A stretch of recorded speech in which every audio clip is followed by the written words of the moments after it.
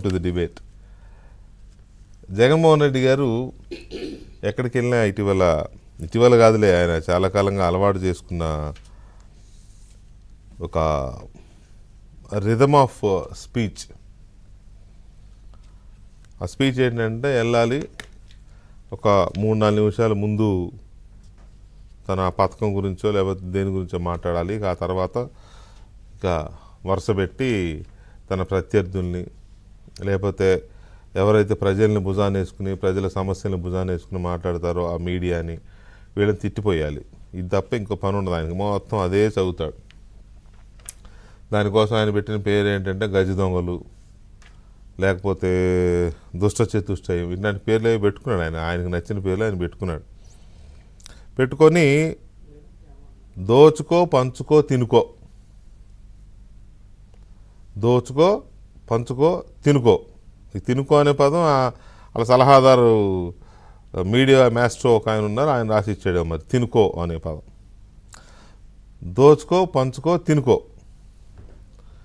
ఇది పట్టుకుంటాడు. ఇక పట్టుకుని అప్పుడున్న ప్రభుత్వానికి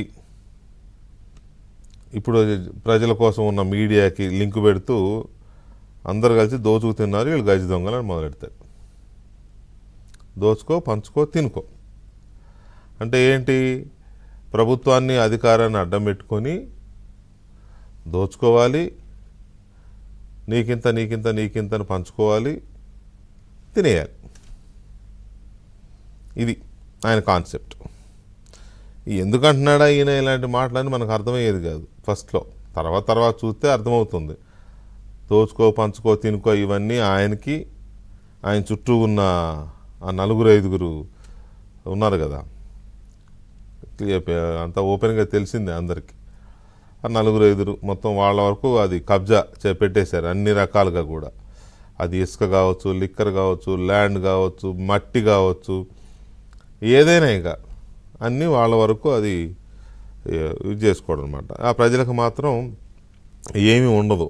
అది తీసుకొచ్చే అప్పుల్లోంచి ఆ అప్పునే వాళ్ళకి ఇంత బటన్ నొక్కి ఇస్తున్నానని చెప్పి అది ఇస్తాడు అంతే. రాష్ట్రం అభివృద్ధి లేదు, ఏమీ లేదు, వాళ్ళ జీవితాల్లో మార్పు రాదు, వాళ్ళు అలాగే ఉండాలి. ఇది జగన్మోహన్ రెడ్డి గారి ఆధునిక ఆర్థిక నియంతృత్వ సిద్ధాంతం. జనాన్ని అక్కడ వాళ్ళని అక్కడే ఉంచాలి, వాళ్ళు ఎదగకూడదు, వాళ్ళకి ఏ పని చూపించకూడదు, వాళ్ళల్లో ఎలాంటి గ్రోత్ రాకూడదు, ఎలాంటి కొత్త ఆలోచనలు రాకూడదు, వాళ్ళు అలాగే అణిగిమణిగి ఉండాలి.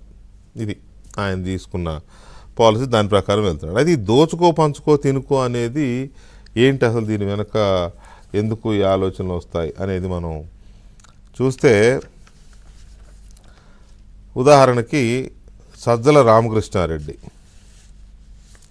ఈయన ఎవరిని అడిగినా కూడా ఆంధ్రప్రదేశ్లో ఎవరిని అడిగినా కూడా ప్రభుత్వ సలహాదారు అని చెప్తారు.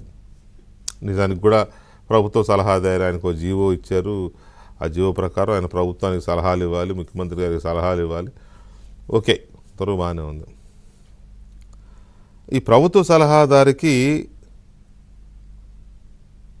రాష్ట్ర ప్రభుత్వం ఇస్తున్న జీతభత్యాలు ఎంతో తెలుసా? నెలకి రాష్ట్ర ప్రభుత్వం ఇస్తున్న జీతభత్యాలు అంటే అది ఎవడమ్మా మొగుడు సొమ్ము కాదు, అది ప్రజల సొమ్ము, ప్రజల కష్టార్జితం, ప్రజలు కట్టే పన్నులు, వీళ్ళ కోసమే, వీళ్ళకి ఇవ్వడం కోసమే చెత్త మీద పన్నులు వేయడం ప్రజల మీద, వీళ్ళకి ఇవ్వడం కోసమే.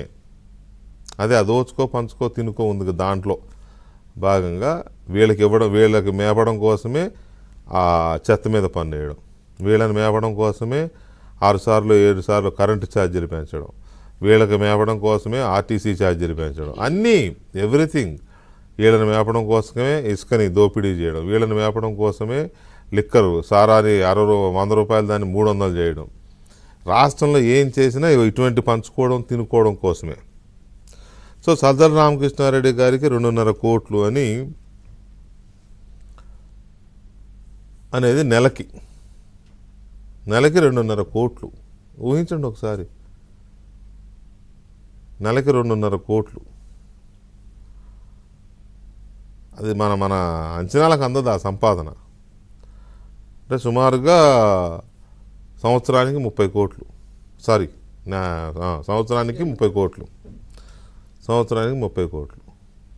ఈ 5 ఏళ్లలో ఆయన సంపాదించే సంపాదన మిగిలిన ఈ 3 నెలలు కూడా లెక్కేసుకుంటే ఆయన సంపాదించే సంపాదన 150 కోట్లు. ఏది కేవలం ప్రజల సొమ్ముని జీతం రూపంలోనో భత్యం రూపంలోనో జీతభత్యాల రూపంలో ఇస్తున్నదే. ఇలాంటి వాళ్ళు ఎంతమంది సలహాదారులు ఉన్నారో తెలుసా? తెలుసా అనే పదం ఎక్కడ ఉన్నట్టుంది కదా, ఆయనదే, అది కూడా జగన్దే. తెలుసా? 45 మంది ఉన్నారు ఇలాంటి వీళ్ళే. కోర్స్ అందులో ఒకరు రాజీనామా చేశారనుకోండి, ఈ సలహాలు ఇచ్చినా తీసుకునేవాళ్ళు లేడు ఇక్కడని మొదటి సంవత్సరంలోనే రాజీనామా చేశాడు రామచంద్రమూర్తి గారు. మిగతా వాళ్ళు అందరూ ఆల్మోస్ట్ అలాగే ఉన్నారు. రమేష్ గారు వెళ్ళిపోయాడు, కరెక్టే. అది అట్లా 2-3 వెళ్ళిపోయి ఉండొచ్చు. మొత్తం ఏదైతే 42 మంది ఉన్నారు. ఇంకా ఈ 42 మందిలో సజ్జల రామకృష్ణారెడ్డిది కాదు, ఇది రికార్డెడ్ ఇదనమాట శాలరీ. మిగతా వాళ్ళకి వస్తున్నాయి, రకరకాల రేంజెస్లో వస్తున్నాయి. ఇందులో వీళ్ళు క్యాబినెట్ ర్యాంకులో సగం మంది ఉన్నారు, సగం మంది క్యాబినెట్ ర్యాంకులో ఉన్నారు. మిగతా వాళ్ళు కూడా అందుకు తగ్గకుండానే మంచి ప్రివిలేజెస్ పొందుతున్నారు. ఓవరాల్గా చూస్తే ఇట్లా క్యాబినెట్ ర్యాంకులు ఉన్నవాళ్ళు కానీ, లేకపోతే కీలకమైన సలహాదారులుగా ఉన్నవాళ్ళు కానీ, వీళ్ళు కాకుండా డిపార్ట్మెంటల్ వైజ్గా ఉన్నవాళ్ళు కానీ, లేకపోతే వివిధ శాఖల్లో కొన్ని స్కీమ్స్ కోసం పెట్టుకున్న సలహాదారులుగా కానీ మొత్తంగా 140-150 మంది వరకు ఉన్నారు. వీళ్ళందరి లెక్కేస్తే ఈ 5 ఏళ్లలో దాదాపు 650 కోట్ల రూపాయలని ఈ ప్రభుత్వం వాళ్ళకి దోచిపెట్టింది. సలహాదారులు ఇంత కాస్ట్లీ సలహాదారులు, చాలా కాస్ట్లీ. ఏం సలహాలు ఇచ్చారు వీళ్ళు అంటే, రోడ్లు వేయొద్దు, అన్నీ కూలగొట్టాలి, అన్నీ ధ్వంసం చేయాలి, అన్నీ నాశనం చేయాలి, దొరికిన తన్నాలి, కేసులు పెట్టాలి, లేకపోతే గిఫ్ట్లు పెద్ద వాళ్ళకి గిఫ్ట్లు ఇచ్చి లోపరుచుకోవాలి, వ్యవస్థలను మేనేజ్ చేయాలి, ఇలాంటి సలహాలు ఇచ్చారు. ఇదనమాట. దోచుకో పంచుకో తినుకో ఇప్పుడు ఎవరు ఇంప్లిమెంట్ చేస్తున్నారు ప్రజలారా అంటే సమాధానం ఇది ఒక ఎగ్జాంపులే. ఇలాంటివి చాలా వస్తాయి, ముందు ఆగండి. ఇంకా